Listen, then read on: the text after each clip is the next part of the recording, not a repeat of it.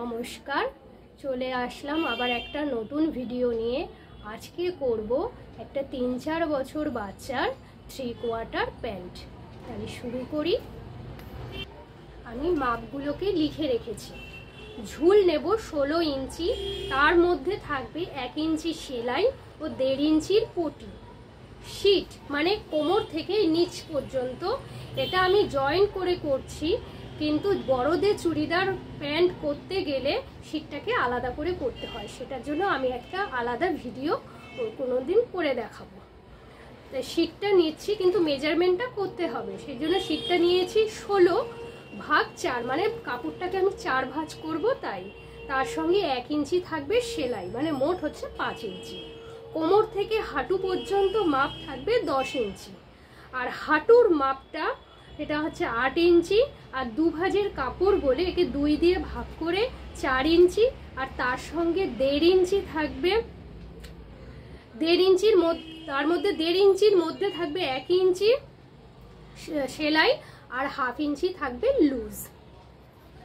আমি শীটের মাপ মানে এই পোর্শনটা কোমর থেকে এই যে নিচের পোর্শনটা, এই পোর্শনটাতে মাপ নিয়েছি 5 ইঞ্চি, এবং আমি সেই জন্য এটাকে 5 ইঞ্চি মেজারমেন্ট করে আমি এই কাপড়টাকে কেটে নিয়েছি।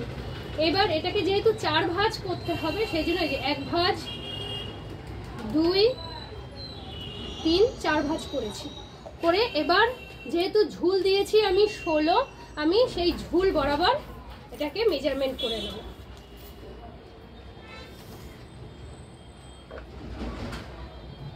এই হচ্ছে 16,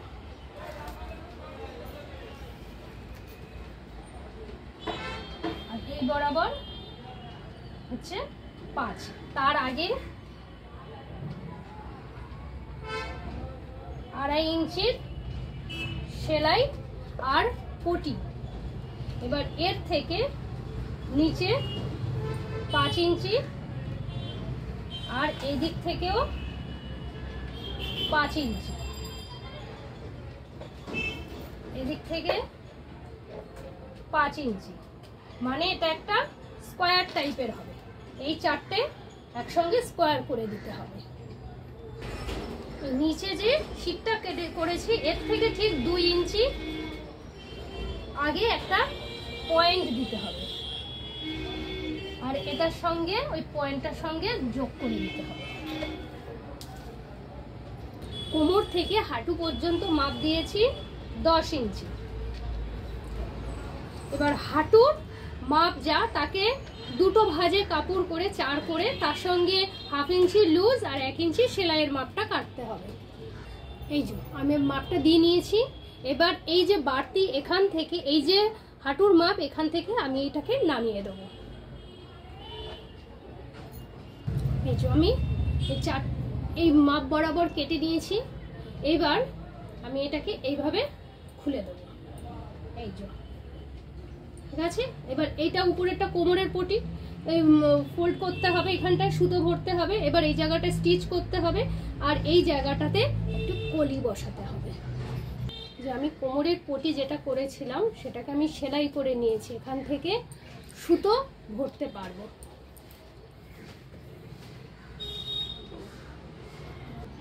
এই যে আমি প্যান্টের নিচটাকেও একটু গুটিয়ে দিয়েছি, এখান থেকেও ফিতে ঢুকিয়ে দেবো। তাতে কি হবে, সুন্দর কুচি দিয়ে দেখতেও ভাল লাগবে। এই যে এবার এই জায়গাটায় না আমি একটা কলি বসাবো। কলি মানে এরকম অ্যাঙ্গেল ভাবে আমি একটা কাপড় কেটে এখানে বসাবো। তাতে কি হবে, বসতে গেলে এটার সেলাইটার উপরে চাপ পড়বে না এবং ফেটে যাবে না। আমি যে এই যে কাটিংটা করেছিলাম পায়ের, এই যে মাঝখানে যে কাপড়টা আছে, এই যে এই কাপড়টা, এইটার থেকে আমি একটু কলি বার করে নেব। মানে ঠিক এইরকম ভাবে কাপড়টাকে কেটে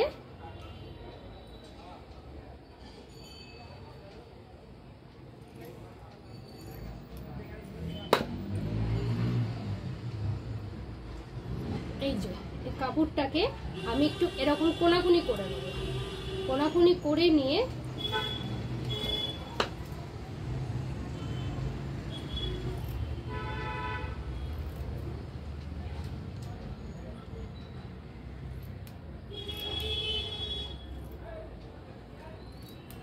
কাপড়টাকে আমি এরকমভাবে স্টিচ করে দুপাশে স্টিচ করে আমি লাগিয়ে দেবো।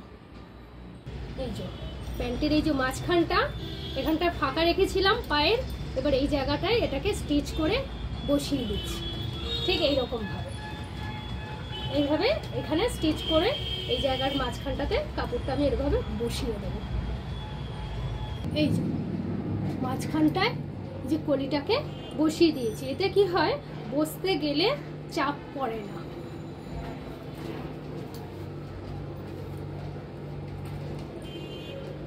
এই যে